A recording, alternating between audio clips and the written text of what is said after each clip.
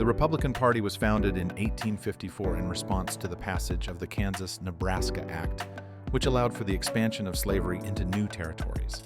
It emerged as a coalition of former Whigs, Free Soilers, abolitionists, and anti-slavery Democrats. The party's core platform was opposition to the extension of slavery. By 1860, the Republicans had grown strong enough to win the presidency with Abraham Lincoln, whose election triggered the secession of Southern states and led to the Civil War. During the Civil War, the Republican Party was the party of the Union. Lincoln's leadership and the party's support for the 13th Amendment, which abolished slavery, solidified its identity as the party of emancipation and national unity.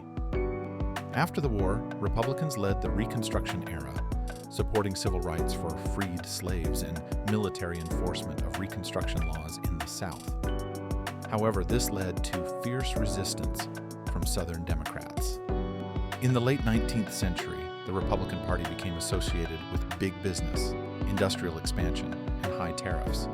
It dominated the presidency for much of this period. Progressive Republicans like Theodore Roosevelt pushed reforms on labor, antitrust laws, and conservation.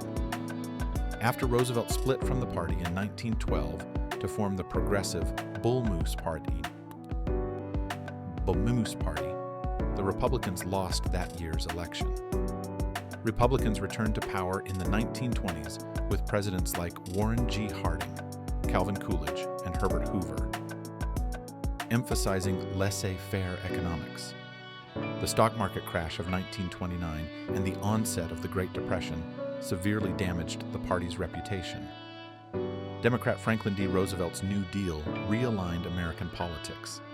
The GOP was often on the defensive during this era, opposing many of FDR's programs. Dwight D. Eisenhower, elected in 1952, was a moderate Republican who maintained much of the New Deal framework and oversaw a period of prosperity and infrastructure development. After Barry Goldwater's landslide defeat in 1964, the party began shifting right. The Southern strategy sought to attract white Southern Democrats disillusioned by civil rights reforms.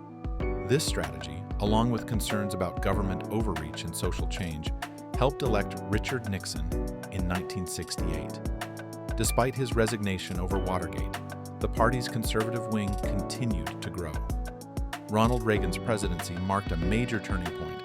He emphasized tax cuts, deregulation, a strong military, and social conservatism. Reagan became an iconic figure for the modern GOP. George H.W. Bush, his successor, maintained a more moderate tone, but faced criticism for raising taxes after pledging not to. George W. Bush led the country through 9/11 and the wars in Afghanistan and Iraq. His presidency emphasized neoconservative foreign policy and faith-based initiatives.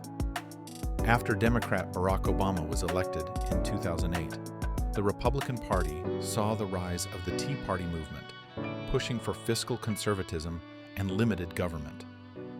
Donald Trump's election in 2016 brought another dramatic shift. His populist, nationalist, and anti-establishment rhetoric redefined the GOP's identity. His presidency saw significant polarization and 2 impeachment trials. Despite losing in 2020, Trump remains a powerful figure in the party. The party continues to grapple with its identity, balancing traditional conservatism, populism, and a changing American demographic and political landscape.